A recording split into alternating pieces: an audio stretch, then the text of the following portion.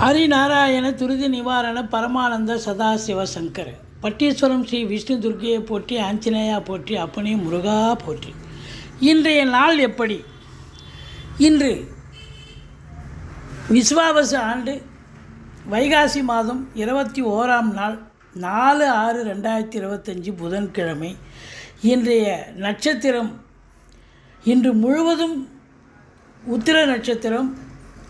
நவமி திதி இரவு 3:25 வரைக்கும். இன்று அமிர்த யோகம் உடைய அற்புதமான நாள். இன்று வாரசூலை வடக்கு வடகிழக்கு பால் பரிகாரம். ராகு கால நேரம் பகல் 12 மணி முதல் 1:30 மணி வரை.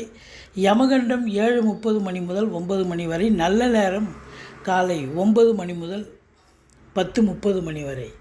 இன்று பிறந்த நாள் கொண்டாடும் அன்பர்களுக்கும் திருமண நாள் கொண்டாடும் அன்பர்களுக்கும் எங்களது இனிய நல் வாழ்த்துக்களை தெரிவித்துக் கொள்கிறோம். இதுவரைக்கும் எங்கள் சேனலை பார்த்து கொண்டிருக்கும் அன்பர்கள், சப்ஸ்கிரைப் செய்யாதவர்கள் சப்ஸ்கிரைப் செய்து கொள்ளும்படி கேட்டுக்கொள்கிறோம்.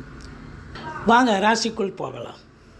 விருச்சிக ராசி அன்பர்களுக்கு வணக்கம். விருச்சிக ராசிக்கு அதிபதியான செவ்வாய் நீச்ச நிலையில் இருப்பது சரியல்ல. ஒரு பின்னடைவை சந்திக்கக்கூடிய ஒரு நாள். வேலை, உத்தியோகம், தொழில், நண்பர்கள் வட்டாரம் எங்கேயும் பார்த்திங்கன்னா உங்களை ஒரு பொருட்டாகவே நினைக்க மாட்டாங்க. அதே நேரத்தில் காவல்துறை, தீயணைப்புத்துறை, மருத்துவத்துறை, இராணுவத்துறையில் பணியாற்றக்கூடிய அன்பர்கள் எச்சரிக்கையோடு இருக்க வேண்டும்.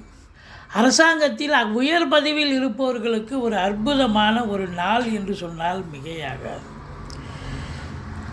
குடும்பஸ்தானத்தை குரு பார்ப்பதால் குடும்பத்தில் நிம்மதி, சந்தோஷம், குதூகலம் ஏற்படக்கூடிய ஒரு மன நிறைவை தரக்கூடிய ஒரு நாள். 7ஆம் இடத்து அதிபதி 6இல் இருப்பதால் கணவன் மனைவியிடையே கருத்து வேறுபாடு வரும்.